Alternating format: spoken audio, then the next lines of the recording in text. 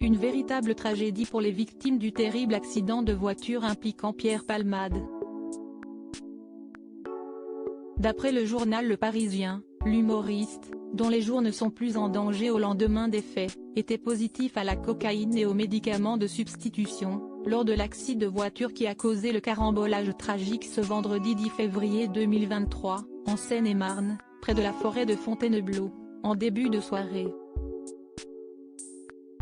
D'après le quotidien, des analyses complémentaires doivent encore déterminer la date et l'heure de la prise de ces substances, le test d'alcoolémie s'étant révélé négatif.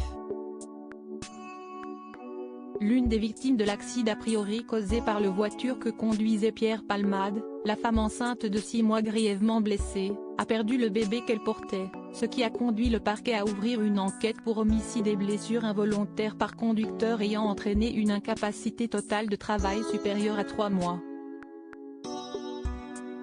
La qualification d'homicide ayant été retenue car, à 6 mois et demi de grossesse, le fœtus était considéré comme viable. Le fils de cette femme enceinte, âgé de 6 ans, et son frère sont également gravement atteints. Des témoins auraient aperçu 2 autres personnes âgées environ d'une vingtaine d'années qui auraient pris la fuite après la collision. Ils sont activement recherchés par les forces de l'ordre.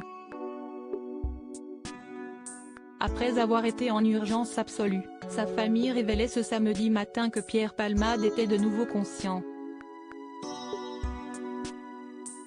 Pierre Palmade a été admis dans un état grave à l'hôpital du Kremlin-Bicêtre, relatait un communiqué de sa famille. Il a été placé en service de réanimation. Ses jours ne sont plus en danger ce matin.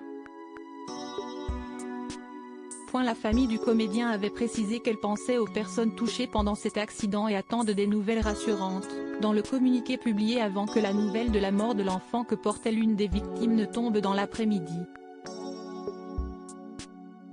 Ce que l'on sait sur ce terrible accident: vers 18h45, vendredi 10 février, le véhicule Peugeot 3008 que l'humoriste conduisait s'est déporté sur la gauche de la voie pour heurter de façon presque frontale une Renault Mégane circulant dans l'autre sens.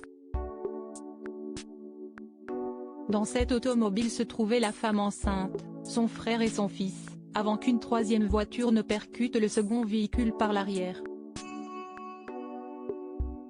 D'après les précisions du Parisien, ce vendredi soir, ce sont pas moins de 3 hélicoptères de la sécurité civile, du SAMU et de la gendarmerie nationale qui ont été demandés sur les lieux de la collision pour les évacuations sanitaires. L'intervention aurait d'ailleurs duré plus de 2 heures. Crédit Photo, agence.